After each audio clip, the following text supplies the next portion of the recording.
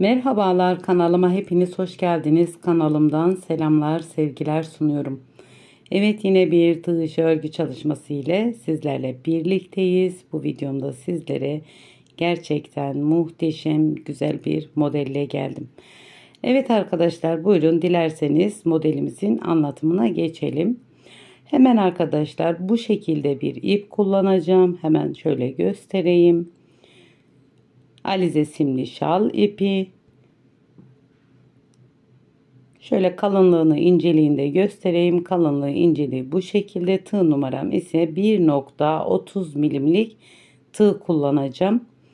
Sizler elinize yatkın tığlar seçebilirsiniz. Evet, Bismillahirrahmanirrahim diyelim ve başlayalım.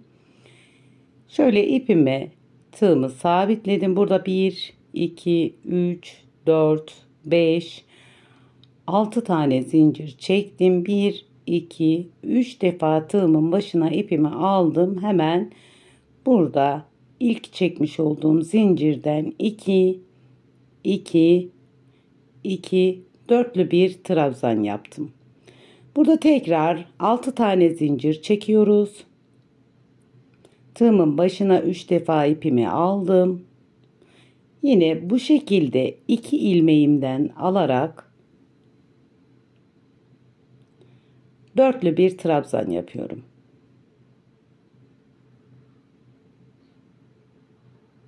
Yine 6 tane zincir. 3 defa tığımın başına ipimi aldım. Yine dörtlü bir trabzan.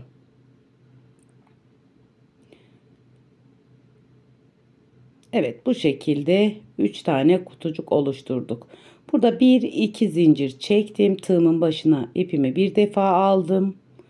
Burada yine bir tane ikili trabzan yapıyorum. Tekrar 1, 2, 3, 4, 5, 6 zincir, yine dörtlü bir trabzan. Modelimizin başlangıç kısmı bu şekilde. Tekrar 1, 2, 3, 4, 5, 6 zincir. Tığımın başına 3 defa ipimi aldım. Dörtlü bir trabzan. Evet, yapacağınız örgünün enine göre bu şekilde model kısmı hazırlıyoruz. Yine ben bir tane daha kutucuk oluşturuyorum. Evet, yine dörtlü bir trabzan yapıyorum.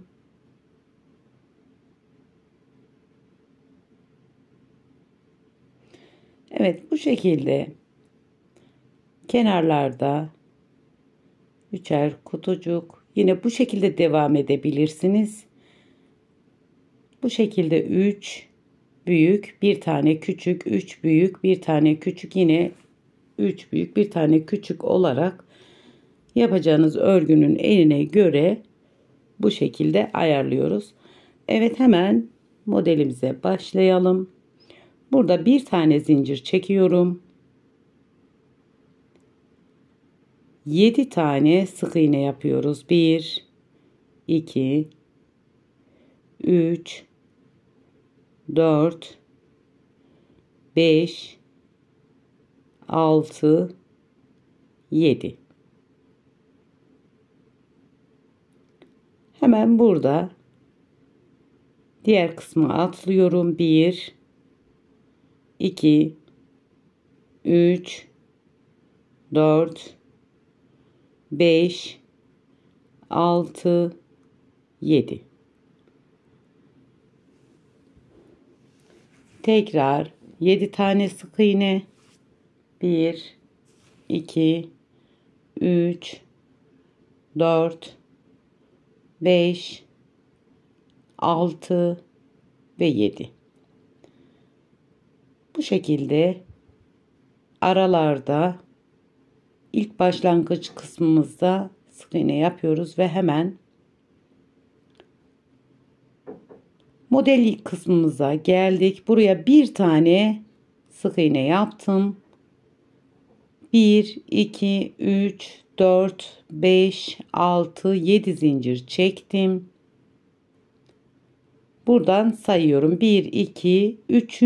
zincirimden bir tane ilmek. 1. Zincirin etrafından alıyorum bundan sonrakileri. 2, 3, 4, 5, 6, 7, 8, 9, 10, 11. 11 tane ilmeğimi hemen topluyoruz arkadaşlar. Bir sık iğne ile sıkıladım. Hemen burada batmış olduğum kısma tekrar bir tane sık iğne ile sabitledim. Tekrar 7 tane zincir çekiyorum. Aynı işlemi tekrar yapıyoruz.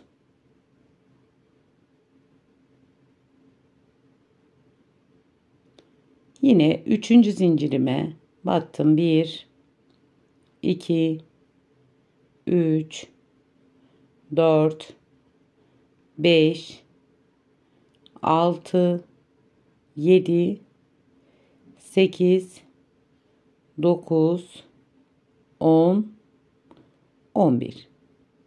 11 ilmek topladım ve kapattım. Şimdi bunu da bir alt kısmı çekmiş olduğumuz zincirden sabitliyoruz.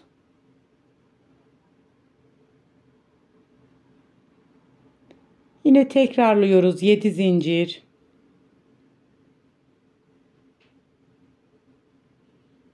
Yine aynısını yapıyoruz. 3. zincirime ilmek topluyorum. Bu şekilde 4 tane çiçek kanadı yapıyoruz arkadaşlar. Dörtlü çiçek.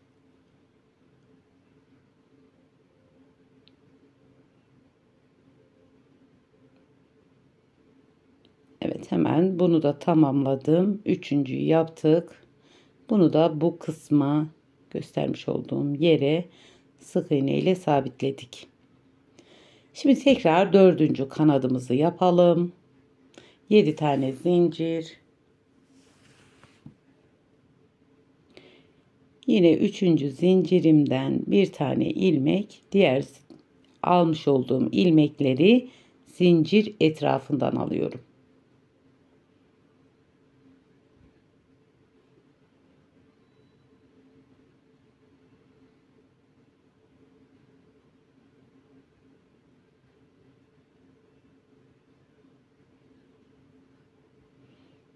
Topladım, kapattım ve bunu da başlamış olduğumuz kısımdaki sık iğne, bir tane sık iğne batmıştık. Hemen bu sık iğnenin üzerinden kaydırma tekniğiyle birleştirdim. Evet, çiçeğimiz oluştu. Bir tane zincir çektim. Hemen modelimin arka yüzünü çevirdim. Buradaki yapmış olduğumuz kutucuğun içine devam ediyoruz artık. 7 tane sık iğne yapıyoruz arkadaşlar. 7 tane sık iğnemizi yapalım.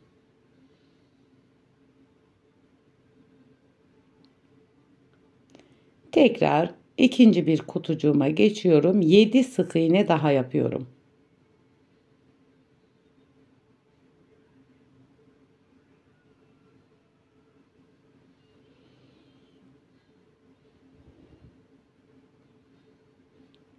Hemen son kısmı da yapıyorum. Modelimiz 12 sırada kendini tekrarlıyor. Ama her bir sıramız bir diğer sıramızın benzeri. Sadece çiçekleri kaydırıyoruz. Evet, hemen şöyle göstereyim. Bu şekilde yaptık. Şimdi burada çiçekleri kaydırarak devam edeceğiz. Önce bir sıra zincir sıramız bu. 7 tane zincir çekiyorum kenar kısmında. 7 zincirimden sonra hemen kenardan sık iğnelerimizi sayalım. 1, 2, 3, 4. sık iğnemin içine sık iğne olarak battım. Tekrar burada 1, 2, 3, 4, 5, 6 zincir çektim. Yine bir diğerinin üzerine tam tepesine gelecek şekilde hemen şöyle yine sayayım. 1, 2, 3, 4. sık iğnemin tepesine sık iğne olarak battım. Yine 6 zincirimizi çekiyoruz. 1, 2, 3, 4. sık iğnemin tepesine sık iğne. 1, 2, 3, 4, 5, 6 zincir. Yine sayıyorum. 1, 2, 3, 4. sık iğnemin tepesine sık iğne. 4, 5, 6 zincir. 1, 2, 3, 4. sık iğnemin tepesine sık iğne. Tekrar 6 zincirimi çekiyorum. 4. sık iğnemin tepesine sık iğne. Burada 1, 2, 3 zincir çekiyoruz. Kenar kısmı arkadaşlar. Kenar kısmını yapıyoruz. Burada tığımın başına ipimi aldım. Üçlü bir trabzan yapıyoruz burada. Birini bir, diğerlerini ikişer çektim. Bir trabzan kenar kısmı. Şimdi sık iğne sıramız. Bir zincir çektim. Hemen kenar kısımda bir zincir. Geriye döndüm. Burada 4 tane sık iğne yapacağız. Hemen bu yapmış olduğumuz kısma. 1, 2, 3, 4. 4 tane sık iğnemi yaptım. Burada devam ediyorum. 1, 2, 3, 4, 5, 6, 7 sık iğne. Yine tekrar 7 sık iğne. Sadece kenarlarda 4'er. Sık iğne sıralarımızda kaydırıyoruz. Tekrar 7 tane sık iğnemi. Bu sıramı hızlı geçiyorum. Normal düz sık iğne yapıyoruz arkadaşlar.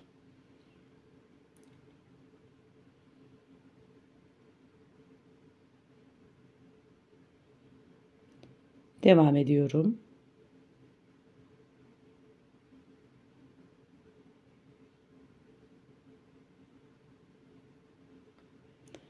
Sıra sonuna kadar sık iğne.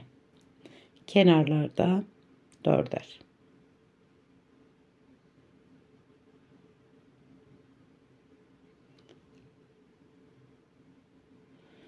Tekrar buraya da 1, 2, 3, 4.'yü hemen zincir tepesine yapalım ki daha muntazam dursun.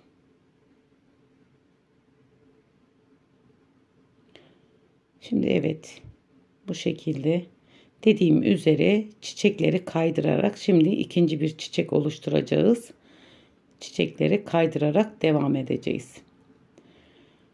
Şimdi burada 7 tane zincir ile başlıyorum. 1, 2, 3, 4, 5, 6, 7. Şimdi şekil vermenin birinci sırası diyebilirim. Burada ikinci kutucuğumun tepesindeki sık iğneye battım. Buraya çiçek yeri oluşturuyoruz arkadaşlar. 3 zincir. Aynı yuvanın içine tekrardan sık iğne.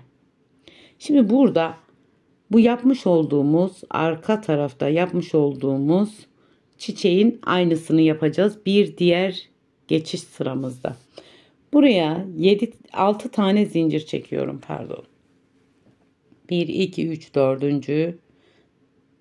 sık iğneme hemen sayayım. 4. sık iğneme sık iğne. 6 zincir. 1, 2, 3, 4. sık iğnemin tepesine sık iğne. 6 zincir. Şimdi aralarda büyük parçalarda üçer tane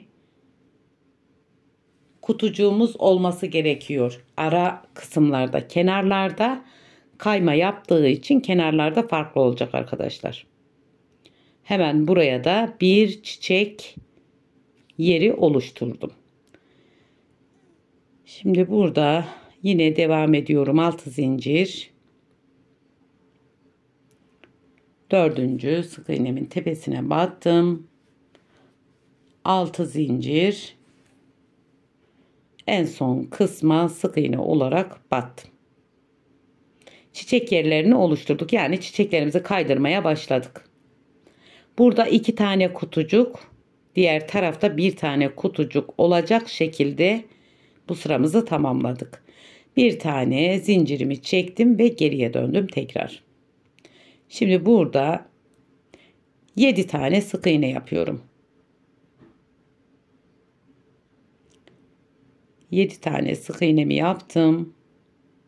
Bir diğer kısma atlıyorum. Buraya da aynı şekilde 7 tane sık iğne yapıyoruz.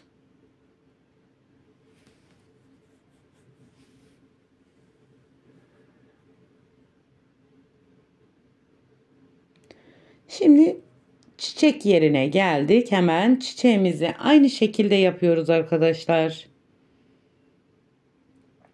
Bir tane sık iğne ile sabitledim. 7 tane zincir.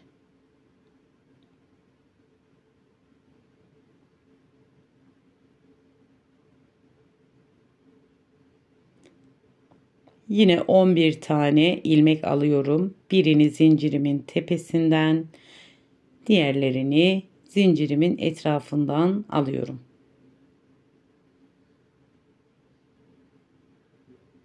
Şimdi bu üst kısmı da göstermek istedim çünkü bir üstte çiçeği nasıl ayarladığımızı göstereceğim. Yine 7 tane zincirimi çekiyorum.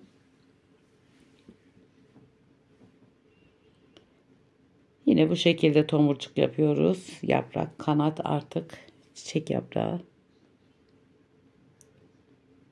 11 tane ilmek.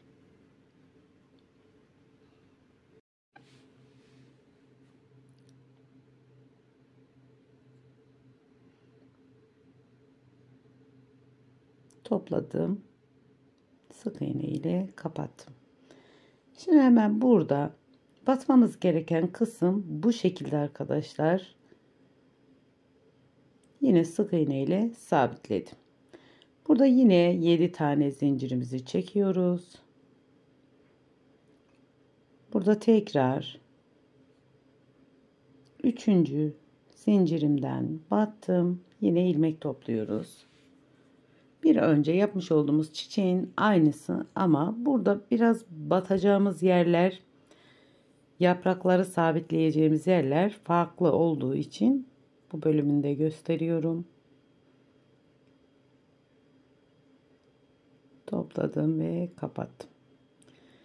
Şimdi buradaki kısmı çaprazına hemen bu şekilde sık iğne ile sabitledim. 7 zincir, 4. yaprağımızı oluşturuyoruz. 3. zincirimden girdim. Yine ilmek topluyorum.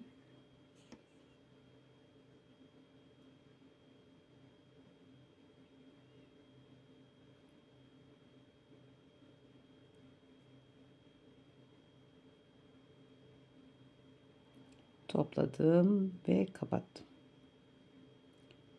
Burada ilk çekmiş olduğum sık iğneye kaydırma tekniğiyle sabitledim. Bir tane zincir çektim ve buradaki sık iğnelerime devam ediyorum. 1 2 3 4 5 6 7. Tekrar bir diğer kısma geçiyorum. Hemen şöyle tekrar göstereyim. Bu şekilde çaprazına doğru sıralanıyor arkadaşlar. Yine 7 tane sık iğnemizi yapıyoruz.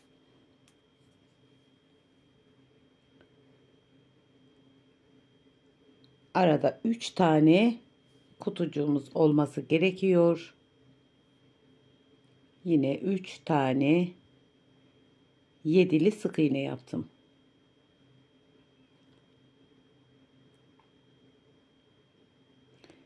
Ve hemen burada yine evet 3 tane sık iğnemiz. Burada hemen bu yapmış olduğumuz çiçeği yapıyoruz. Sık iğne olarak bir kez battım. 7 tane zincir. Bu şekilde devam ediyor. Evet arkadaşlar, ben bu çiçeğimi oluşturup geliyorum. Çiçeğimi oluşturdum. Detaylı bir model. Çok da zamanınızı almak istemiyorum. Bunu ben daha önce yaptım. Ve burada yine sık iğnelerimizi yapıyoruz.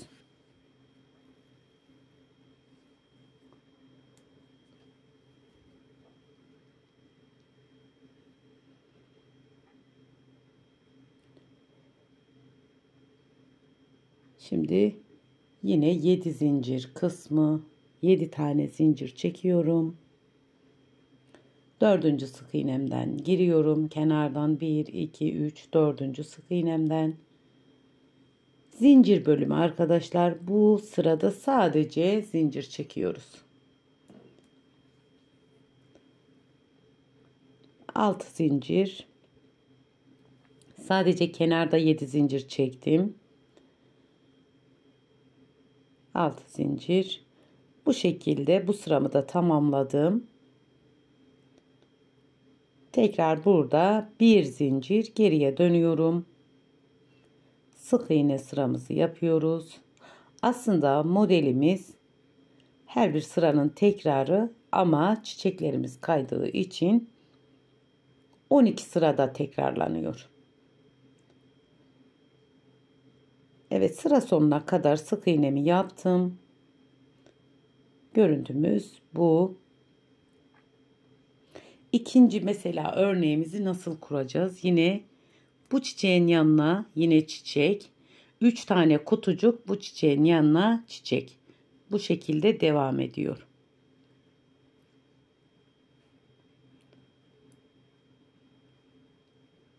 Burada 7 tane yine zincirimi çekiyorum.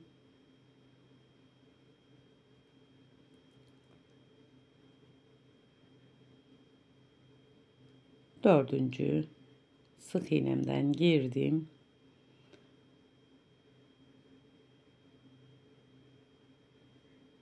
Şimdi çiçeğimizi kaydırmamız için bir kutucuk yaptık. İkinci kutucuğumuza bakın, ikinci kutucuğumuza yine çiçek yeri denk geliyor. 3 tane zincir aynı yuvanın içine batıyorum. Tekrar burada 3 tane kutucuk yapıyoruz. 2 çiçek arasında. Hemen 4. sık iğnemin tepesinden 6 zincir. 4. sık iğnemin tepesinden.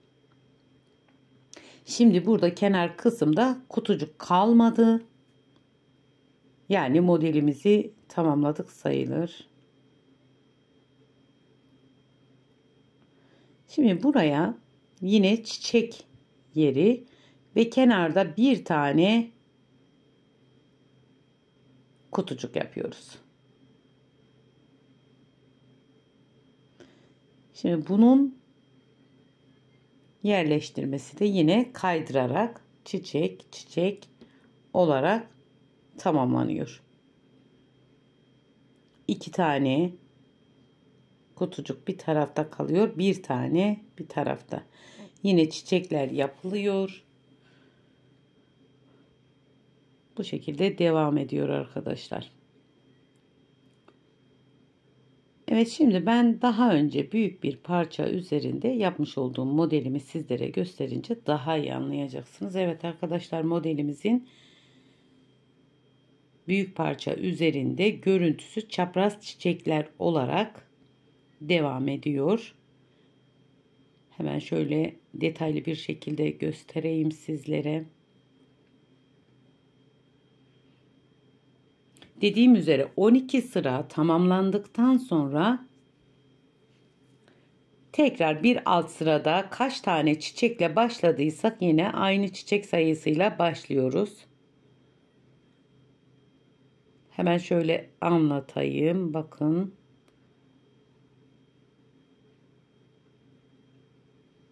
Gerçekten hoş, muhteşem bir model. Etol, şal, yelek, istediğiniz her türlü tığ örgü alanında kullanabilirsiniz. Tekrar hemen şöyle göstereyim detaylı bir şekilde arkadaşlar. İlk sıramız, hemen şöyle döndüreyim.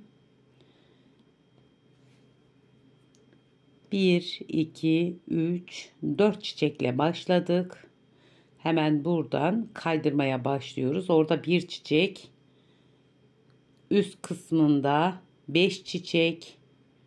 Yine 5 çiçek. Yani kaydırmamız bu şekilde devam ediyor.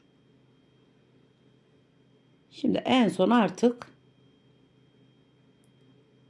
4 çiçeğe tekrar düşürüp 12 sıradan sonra bakın hemen elimle göstereyim. Burada 12 sıradan sonra yine 4 çiçeğe düşürüyorum. Yani kaç tane çiçekle başladınızsa siz de birinci sırayı tekrar ediyorsunuz 12 sıradan sonra. Evet arkadaşlar, bu videomda sizlere bu modelin yapımını anlatmaya çalıştım dilim döndüğünce. Bir videomuzun daha sonuna geldik. Bu aşamaya kadar beni izlediyseniz bir beğeni, bir yorum yapmayı lütfen unutmayın. Bir sonraki videomuzda görüşmek dileğiyle Allah'a emanet olun. Hoşça kalın. Kendinize iyi bakın.